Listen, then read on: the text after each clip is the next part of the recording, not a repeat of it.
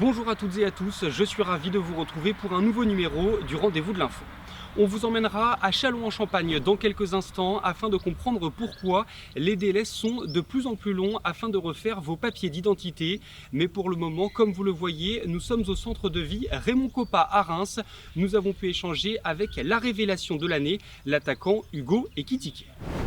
Bonjour Hugo, merci de nous accorder un petit peu de temps. On est à quelques jours de la fin de la saison. Tout d'abord, première question, dans quel état d'esprit tu es ? Je suis dans un état d'esprit vraiment positif parce que à titre personnel, j'ai pu revenir sur le terrain, j'ai pu rejouer quelques minutes, donc forcément je suis dans un bon état d'esprit. Retrouver le groupe, les coéquipiers, c'est vraiment un réel plaisir. Quel est le bilan que tu fais de ta saison à la fois collectivement et personnellement ? Collectivement, je dirais que c'est positif aussi parce qu'on a pu se maintenir et qu'on a fait le job, même si je pense qu'avec les joueurs qu'on a, on peut viser plus haut. Voilà, c'est assez content tout de même. À titre personnel, j'ai eu des petits freins cette saison dû à des blessures, dû à des suspensions, mais je prends ça de manière positive car c'est de l'expérience en plus dans ma carrière et je pense qu'à chaque fois que j'étais sur le terrain, j'ai su quand même me montrer bien et montrer mes qualités. Et j'ai quand même aidé l'équipe pas mal de fois cette saison et je suis assez satisfait de moi sur ce plan-là. Est-ce que tu t'attendais à atteindre un tel niveau si rapidement ? Je m'y attendais, oui, parce que je connais mes qualités. Je suis assez confiant à ce niveau-là et je sais de ce dont je suis capable. Donc je m'y attendais, oui, et il fallait que je joue pour que je puisse le montrer et je pense que c'est ce que j'ai pu faire cette saison et je suis vraiment content à ce niveau-là. Un mot sur le Stade de l'Aune, dernier match de la saison et peut-être, on ne sait pas, dernier match pour toi. Quelle émotion ça représente une telle rencontre ? Tout d'abord, dernier match de la saison, je dirais que c'est vraiment quelque chose de particulier parce que c'est vraiment on va dire, ça met la fin sur tout le travail de cette saison et voilà, ma première saison en pro dans mon club formateur, dans le club où j'ai grandi, où j'ai vu beaucoup de joueurs passer. C'est un grand accomplissement pour moi et je suis vraiment fier d'avoir accompli ça et surtout ici dans ma ville. Un mot également sur ta saison, tu le disais, quand on traverse des blessures, des moments de doute comme ça, comment on s'accroche ? Qu'est-ce qui fait qu'on garde le cap ?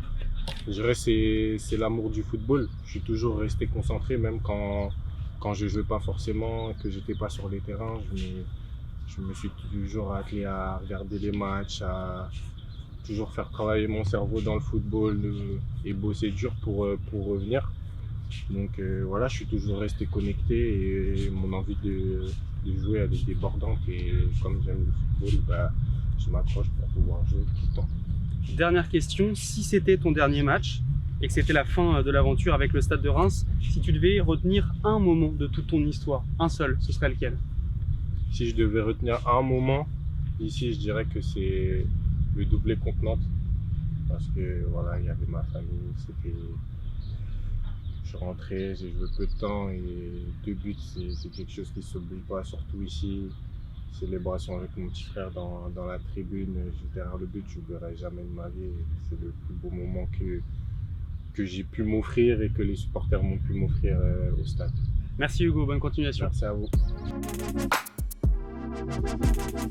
Dans de nombreuses villes de France, le délai pour refaire ses papiers d'identité est de plus en plus long. C'est notamment le cas à Châlons-en-Champagne. Voici quelques explications.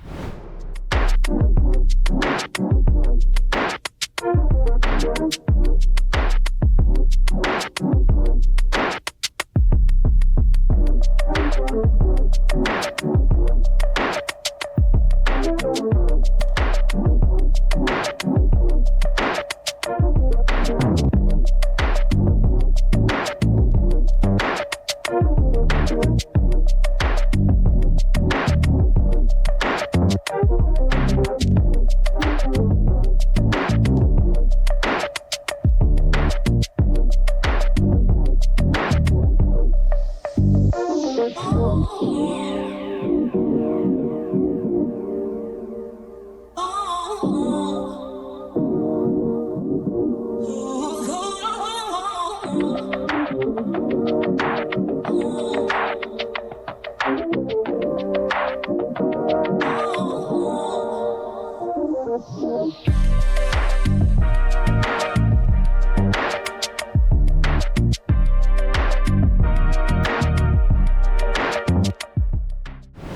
c'est la fin de cette édition. Je vous retrouve ce jeudi à partir de 18 h pour un nouveau numéro du Rendez-vous de l'info.